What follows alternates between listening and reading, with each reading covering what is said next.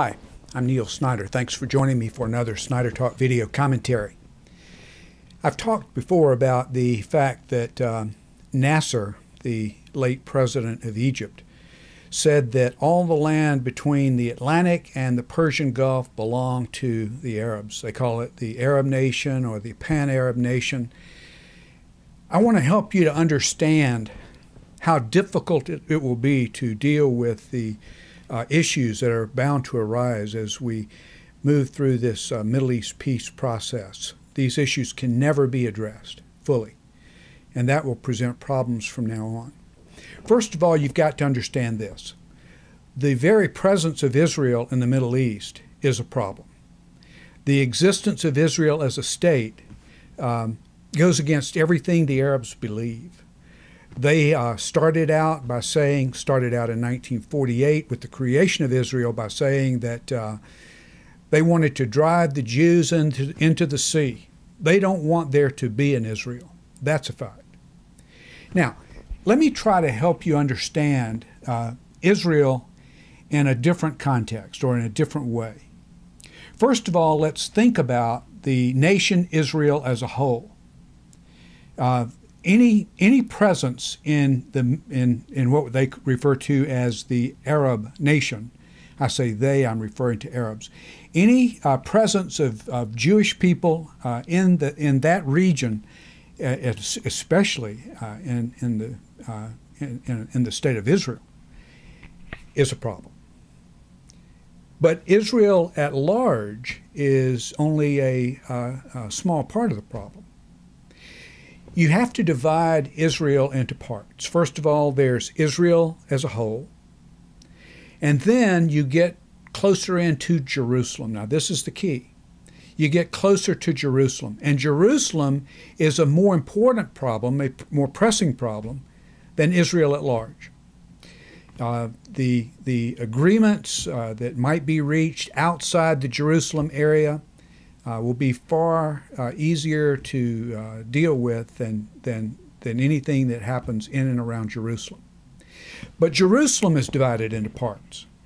There is the metropolitan area of Jerusalem, which is problematic because that includes areas that are referred to as East Jerusalem, sometimes referred to as West Bank. Oftentimes you hear discussions about settlements in East Jerusalem and in the West Bank. A lot of these places are in what we refer to as metropolitan Jerusalem, which happens to be Israel's capital. But as you get closer into the center, you find that there is the old city of Jerusalem, which is far more difficult to deal with than Jerusalem, the metropolitan area. But now stay with me for just a little while, because you're going to see how impossible these issues are to resolve. Inside the old city of Jerusalem, there exists this place called the Temple Mount. It's the place where Abraham was told by Yahweh to sacrifice Isaac on the altar. It's called Mount Moriah, or the Temple Mount. That is the hottest piece of real estate in the world today. Issues surrounding that site will never be resolved by any peace agreement. They can't be resolved by any peace agreement. So we've got the nation Israel at large as a whole, excuse me, which is going to be difficult to deal with, but not nearly as difficult to deal with as the area of Jerusalem, metropolitan area of Jerusalem. But then inside the metropolitan area of Jerusalem, we've got a far more difficult area to deal with, and that's the old city of Jerusalem. And then in the old city of Jerusalem, there exists this place called the Temple Mount. Now, why is the Temple Mount so hot? Well, because I've told you about what Yahweh told Abraham to do there. That place is important to Jews and always will be.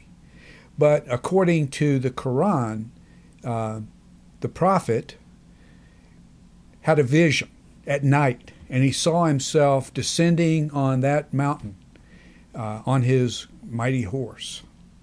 And so it holds a special place in the hearts of Muslims as well. And today on the Temple Mount, you have the Al-Aqsa Mosque and the Dome of the Rock. Those sites are important to Muslim people.